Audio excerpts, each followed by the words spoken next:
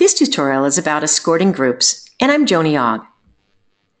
If you plan on selling affinity groups directly and to also escort them, there's a shopping list of talents that you will need to gain in order to be effective at it. And since your expertise that allows you to successfully organize affinity groups is already possessed, we will focus on the necessary skills that you may want to acquire. Remember that being an escort of a group is quite a bit different from being a group member. The escort is responsible for many things, including the group's safety, health, and well-being, and guaranteeing that the elements that make up the travel event unfold without problems. And just as important is setting and maintaining behavioral standards for the group while it is a cohesive unit. The best escorts handle all of these tasks without any of the group's knowledge, and the travel event seems to operate flawlessly, all by itself. The last thing that any group member wants is to have drama from the group leader. It should always be about the group members, not the group leader. That said, here are some skills that you should have as an escort. Medical training. Every affinity group escort should be certified in several aspects of medical training. The American Red Cross offers this training to anyone that would like to receive it. And from my perspective, you should get the training and certification and stay certified the entire time that you're escorting groups. Here are the areas that you should explore. First aid. You will need to be certified in first aid, and you should have enough knowledge to identify medical problems quickly. Knowing what to do as a first responder is critical to your group's safety and well-being. First aid is taught at the American Red Cross and also at many local colleges and universities, and you should get as much training as possible. And CPR. There's absolutely no reason that you should not have your CPR certification. You never know when you will need to use it, and having the ability to save someone's life is of great comfort to your group members. Automated External Defibrillator Training, or AED. Depending on the type of groups that you are moving, getting AED training should also be considered. In fact, if you're escorting seniors, I would invest in a portable AED device that you can travel with. Again, get certified and stay certified, and make sure that the battery is fully charged and ready to go on a moment's notice. Walkie-talkies. While not medical training, having a walkie-talkie available for group members that are having potential medical issues will put them in touch with you on a moment's notice. This is really a huge comfort to a group member that may be having any number of medical issues. Psychological training. Conflict resolution is a very necessary skill to possess, especially if traveling abroad with a group. There are numerous training venues where you can learn the basics of understanding and dealing with conflict before it becomes a crisis. The plain truth is that you may be required to save a group member from themselves, especially when traveling in completely new environments. And physical training. People always laugh when this topic comes up, but when you might need this skill, you really wish you had it. Knowing enough self-defense will give you the confidence to confront problems, and by using your conflict resolution training, make them go away virtually always without lifting a finger. Knowing that you have the ability to handle physical challenges gives you enough confidence to spoil any aggressor's attempts to escalate a confrontation.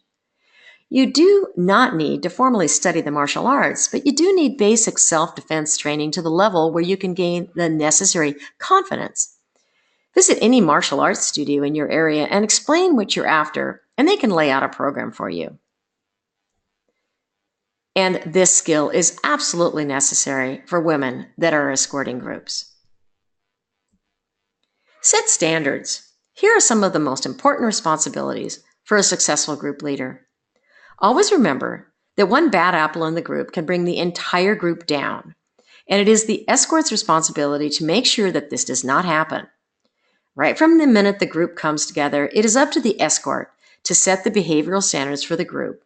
And these standards deal with what is expected of each and every group member and covers a pretty broad range of topics. The standards also define the solutions that will be used if necessary. Timeliness. Explain the standards for each group member to follow regarding when they need to appear for events.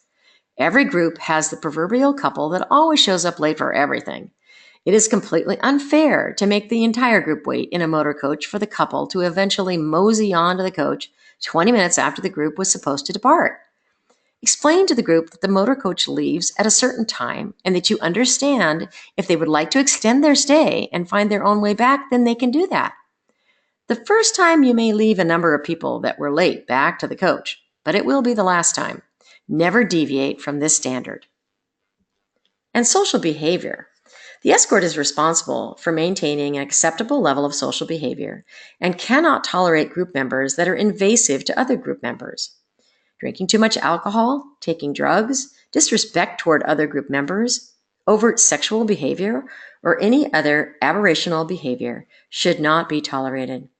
If the behavior persists after discussing the issue with the group member, the only solution is to remove the group member from the group.